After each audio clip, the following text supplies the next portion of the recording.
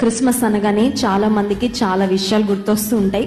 కొంతమందికి క్రిస్మస్ అంటే tree, star, lights, decoration తప్ప ఇంకేం గుర్తురాదు. మరి కొంతమందికి క్రిస్మస్ అంటే కొత్త బట్టలు మాత్రమే గుర్తొస్తాయి. క్రిస్మస్ ఆఫర్లు, కొత్త బట్టలు అంతవరకే కదండి. మరి కొంతమంది క్రిస్మస్ అనగానే బిర్యానీ, ప్లమ్ కేక్, ఆ తర్వాత ఇంట్లో అమ్మ చేసే పిండి పదార్థాలు, స్నాక్స్ అవన్నీ గుర్తొస్తూ ఉంటాయి. ఇంకొంతమందికి క్రిస్మస్ అంటే ఫ్రెండ్స్తో ఎంజాయ్ చేయడము, ఫెస్టివల్ కాబట్టి it's all about having a great time with family and friends అనుకుంటారండి. కానీ క్రిస్మస్ అనే మాట క్రిస్టోస్ మాసే అనే 2 పదాల నుండి క్రిస్మస్ అనే మాట వచ్చింది. క్రిస్టోస్ అంటే క్రీస్తు, మాసే మాస్ అనే మాటకు అర్థము ఆరాధన. క్రీస్తును ఆరాధించటమే నిజమైన క్రిస్మస్.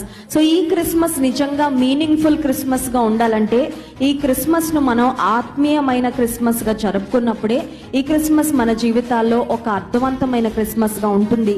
దేవుని